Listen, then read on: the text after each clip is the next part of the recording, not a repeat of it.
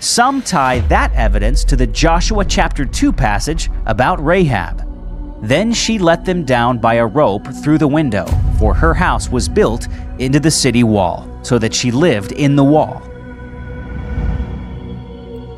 Now, starting with the Canaanites, sometime in the Middle Bronze Age, a wall was constructed around the city.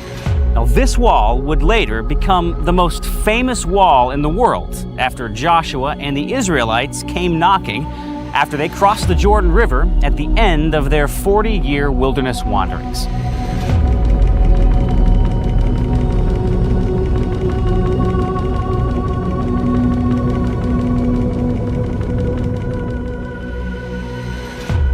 Few names from the ancient world carry the same weight as Jericho. It is not Babylon with its hanging gardens, nor Rome with its imperial legions, yet the simple name Jericho is enough to spark recognition in both believers and skeptics alike. For centuries, the story of its fall walls crumbling at the sound of trumpets, a city consumed in judgment, has been told from pulpits, read in Sunday schools, and debated in lecture halls. Its fame rests not only in history, but in theology, archaeology, and politics. The book of Joshua places Jericho at the gateway to the Promised Land. When the Israelites crossed the Jordan River after 40 years in the wilderness, Jericho was the first fortress standing in their path. According to the narrative, its walls collapsed miraculously after 7 days of ritual marches and trumpet blasts. The city was burned, its inhabitants destroyed, and its ruins left as a testimony that no fortress of man could resist the will of God. For many readers, that account is a straightforward record of divine intervention. For others, it is folklore, a myth retrofitted to explain a ruin that already existed. But beneath those debates lies a tangible reality. There really is a mound in the Jordan Valley, known today as Tel Sultan, and it really does contain the remains of a once fortified settlement. The question is not whether Jericho existed, but what the ruins actually say about its destruction. You might wonder why archaeologists and biblical historians still spend so much time on this single site. After all, hundreds of tells across the Near East preserve similar Bronze Age settlements, with fortifications, destruction layers, and burn marks. Why the fascination with Jericho? The answer is twofold. First, Jericho is widely regarded as one of the oldest continuously inhabited settlements in the world. Its earliest layers go back nearly 11,000 years, into the pre-pottery Neolithic. In those levels, archaeologists have uncovered not only houses and walls, but also a massive stone tower, interpreted by some as the earliest large-scale public architecture known to humanity. That alone makes Jericho unique. It represents the shift from scattered foragers to settled agriculturalists building communal projects. Second, and more controversially, Jericho stands at the crossroads of faith and science. If the biblical account of its destruction aligns with the archaeological record, it lends weight to the historical reliability of the Old Testament. If it does not, skeptics argue, then one of the Bible's most famous miracles collapses under the weight of evidence. In this way, Jericho has become a battleground not only of armies thousands of years ago, but of ideas in the modern age. Imagine being an archaeologist stepping onto the mound of Jericho for the first time. Every spadeful of dirt you remove is shadowed by expectation. Believers hope your trowel uncovers proof of Joshua's conquest. Skeptics expect your measurements to dismantle old religious claims. Governments and institutions watch, knowing that discoveries in the West Bank carry political as well as academic consequences. Most sites are approached with curiosity. Jericho is approached with pressure. Every brick, every grain sample, every collapsed wall is scrutinized not only for what it is, but for what it represents. In no other excavation does a mud brick carry the same theological weight. The mound itself, Tel Sultan, is only about 20 meters high and 400 by 200 meters across. To the untrained eye, it looks unimpressive, a hump of dirt on the edge of the Jordan Valley oasis. But within those 20 meters are layers upon layers of human occupation. People settled here because of a perennial spring, one of the few in the region, which made agriculture possible in an otherwise harsh environment. Over the millennia, Jericho rose and fell many times. Each destruction was followed by rebuilding, each rebuilding by another collapse. The mound grew not because the city itself was built higher, but because debris piled up, toppled walls, burned timbers, eroded mud brick. What you see today is a hill of ruins, the accumulated scars of countless generations. For modern archaeologists, that accumulation is both a gift and a curse. On the one hand, it means Jericho preserves evidence of nearly every major period of Near Eastern history, from the Neolithic to the Iron Age. On the other, it means disentangling those layers is extremely difficult. Which wall belongs to which period? Which collapse aligns with which destruction? When you dig into Jericho, you are not peeling back a single story, but hundreds all pressed together. The biblical story focuses on one collapse in particular, the fall of the late Bronze Age city described in Joshua 6. The Israelites, newly arrived in Canaan, were commanded to march around Jericho once a day for 6 days, then 7 times on the 7th day. At the sound of the trumpets and the people's shout, the walls fell down flat, allowing the Israelites to rush in and conquer the city. The account is vivid, dramatic, and deeply symbolic. But is it history? That is the question generations of archaeologists have tried to answer, and it is here that the tension between faith and evidence sharpens into open conflict. The spade has revealed destruction, yes, but dating that destruction, interpreting it, and linking it to biblical texts is where agreement shatters. When you read about Jericho in popular books or watch it covered in documentaries, the tone is often courtroom-like. Witnesses are called Garstang, Kenyon, Wood, Nigro, each giving testimony through excavation notes and pottery charts. The prosecution's skeptics insist the Bible is unreliable. The defense believers argues the evidence aligns with Scripture. Each side cross-examines the other, pointing out flaws in method or interpretation. What makes this courtroom analogy striking is that unlike most trials, the evidence is thousands of years old and buried in dust. Walls don't speak for themselves, they must be interpreted. Grain doesn't date itself, it must be sampled, calibrated, and contextualized. And here lies the crux. Interpretation is shaped not only by evidence, but by worldview. In recent years, fresh excavations and technologies have reopened Jericho's case. Ground-penetrating radar, 3D mapping, and new radiocarbon techniques are shining light on contexts that earlier archaeologists could only guess at. The Italian-Palestinian expedition under Lorenzo Negro has re-examined Bronze Age fortifications, refining the stratigraphy and linking city walls more precisely across the mound. These newer studies don't simply rehash old debates, they add new data that complicate neat answers. The result? Jericho remains an enigma. Its walls did fall. Its destruction was fiery and sudden. Its grain stores were full at the moment of collapse. But when exactly that collapse occurred and whether it matches the biblical narrative remains hotly contested. We Will takes you through the debate in detail, section by section. Not as a sensational headline, but as a long-form exploration of what Jericho really tells us about ancient cities, biblical reliability, and human history. When the book of Joshua tells the story of Israel's entry into the land of Canaan, it pauses over one remarkable scene. 2 spies sent by Joshua crept into Jericho to scout the city, and there they found refuge in the house of a woman named Rahab. The text makes it clear that her dwelling was unusual. It was built into the very walls of the city. When the king of Jericho heard rumors that spies had entered the city, he demanded that Rahab hand them over. Instead, she hid them under stalks of flax on her roof. And when night came, she let them down from her window by a rope, so they escaped into the hills beyond. Joshua 2:15 records this vividly. Then she let them down by a rope through the window, for her house was built into the city wall so that she lived in the wall.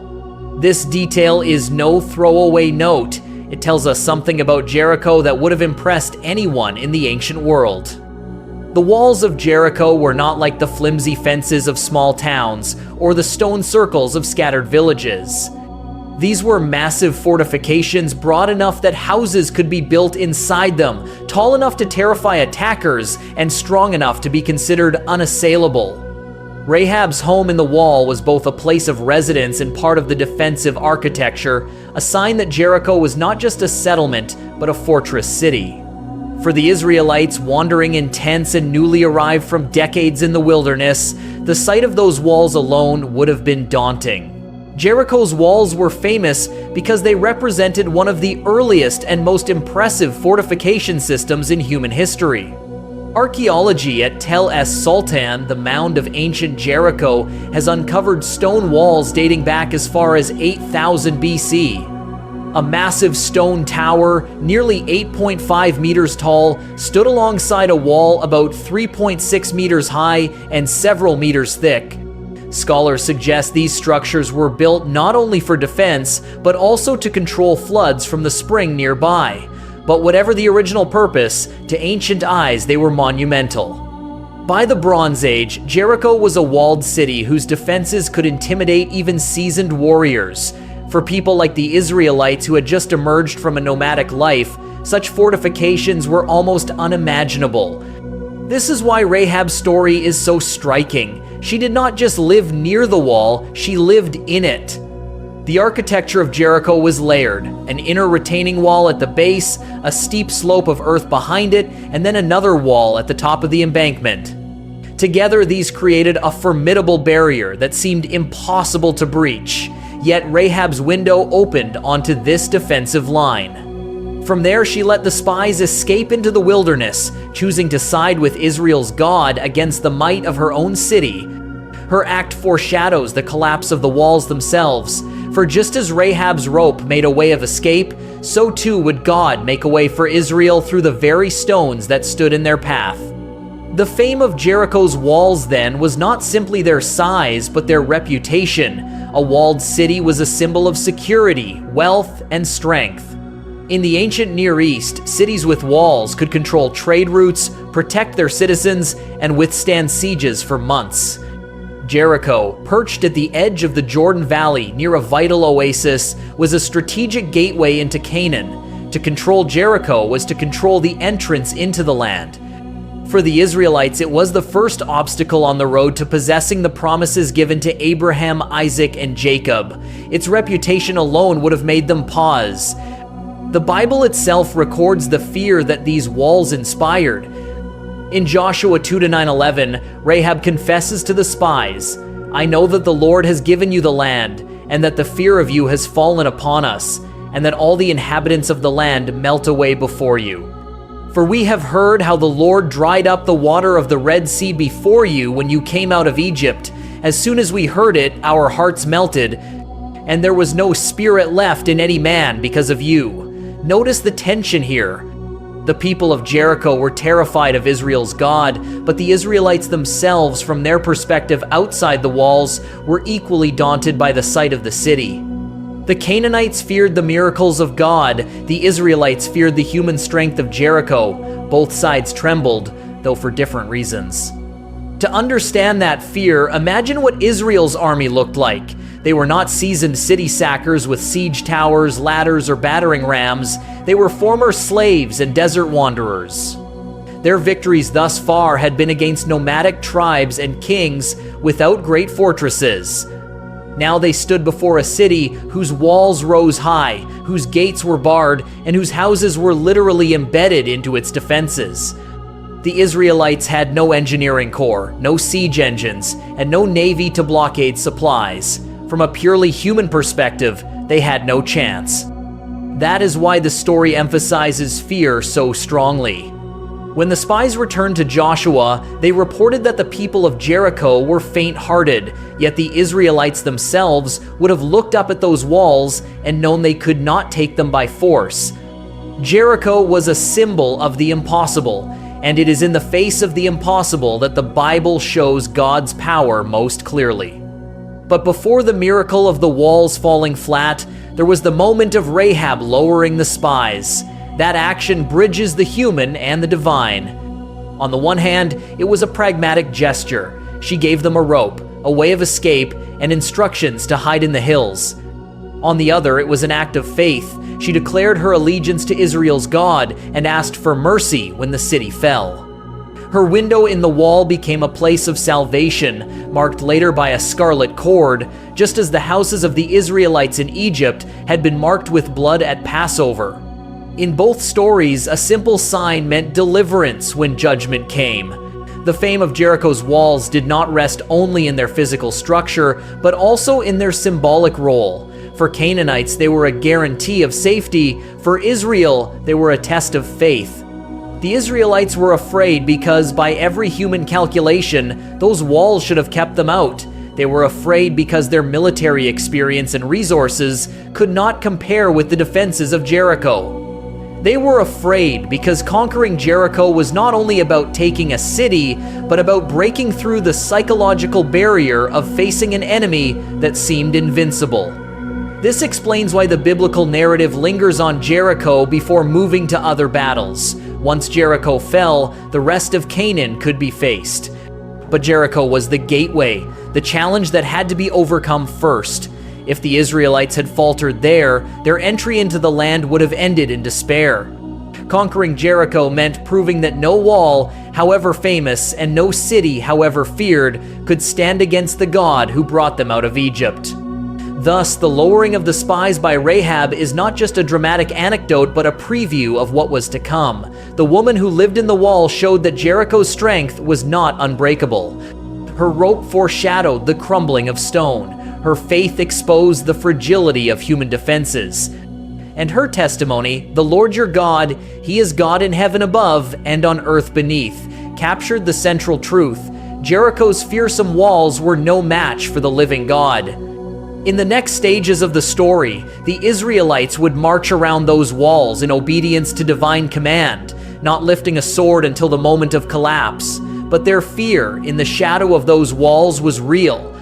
It was the fear of the small before the mighty, the unarmed before the fortified, the nomad before the city. To understand Jericho is to understand that fear and to understand why its fall became one of the most famous miracles in the Bible. Now Jericho was shut up inside and outside because of the people of Israel. None went out and none came in. Joshua 6-1.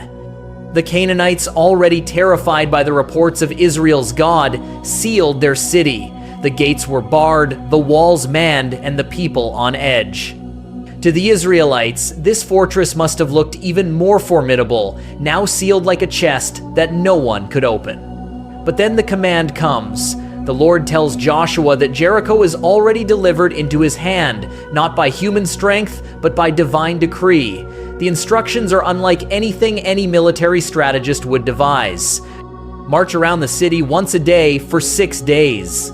Priests are to carry the Ark of the Covenant, the very symbol of God's presence. 7 priests are to blow 7 trumpets made of ram's horns. The people are to remain utterly silent as they march. On the 7th day, they are to march around the city 7 times. Then, when the trumpets blast and the people shout, the walls will fall flat. The strangeness of this plan cannot be overstated. In the ancient world, siege warfare involved building ramps, starving a city into surrender, or battering its gates.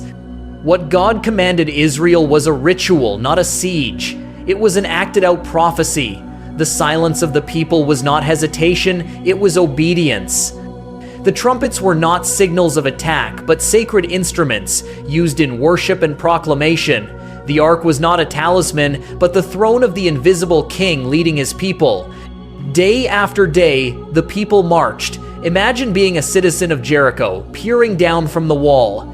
You would expect Israel to begin building siege works, cutting supply lines, or hurling stones. Instead, they marched in silence, the eerie sound of ram's horns echoing against the walls. For 6 days, this went on. No arrows loosed, no soldiers scaling ladders, only priests and people walking in solemn procession. It must have been terrifying in its own way, psychological warfare at its most unnerving. The citizens of Jericho could only watch, waiting for the attack that never came, while dread grew heavier with each passing day. Then came the 7th day. At dawn, the people set out, circling the city not once but 7 times. The tension mounted. On the 7th circuit, Joshua gave the order. The trumpets blasted, the people shouted, and the text says simply, "The wall fell down flat, so that the people went up into the city, every man straight before him, and they captured the city." Joshua 6:20. The impossible happened.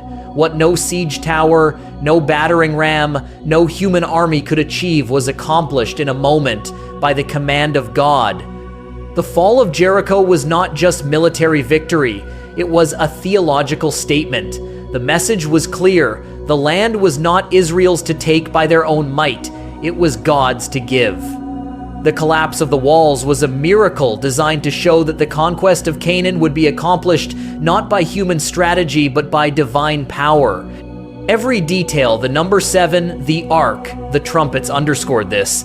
7 was the number of divine completeness. The ark signified God's presence.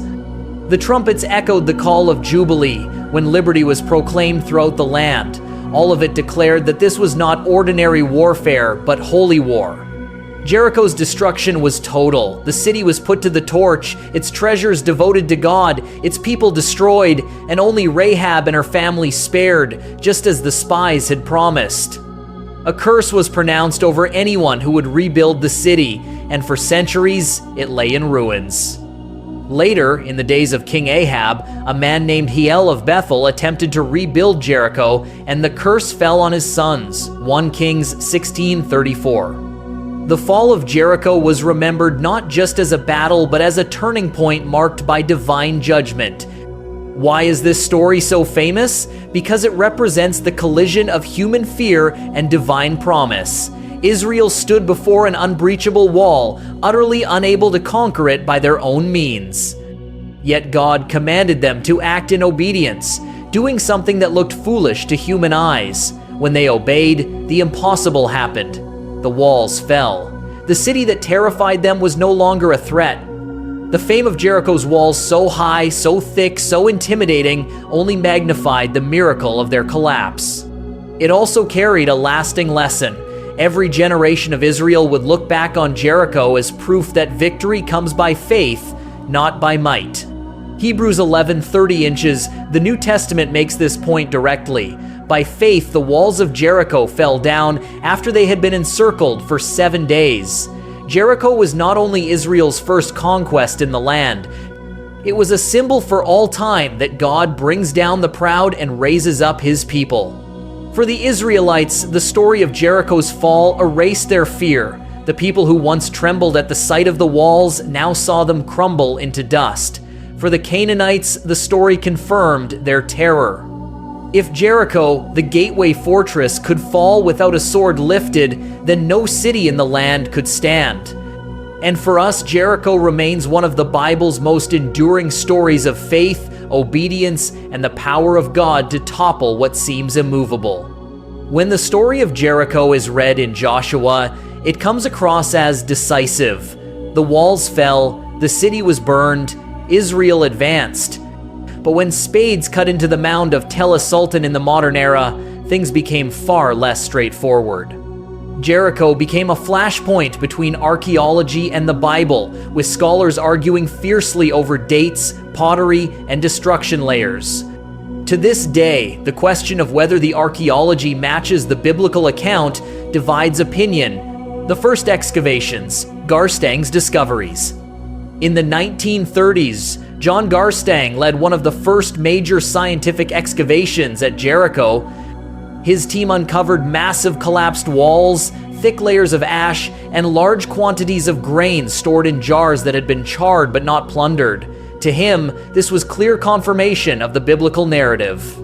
The outward fallen walls matched the story in Joshua 6:20, where the people of Israel rushed straight into the city. The unplundered grain suggested a quick conquest, just as the Bible described. And the fiery destruction matched Joshua's command that the city be burned completely. Garstang was confident that the city he uncovered was the very Jericho of Joshua. He dated the destruction to around 1400 BC, a date that aligned with a traditional early Exodus timeline that placed Israel's entry into Canaan in the 15th century BC. His findings were widely celebrated in conservative circles as proof of biblical accuracy,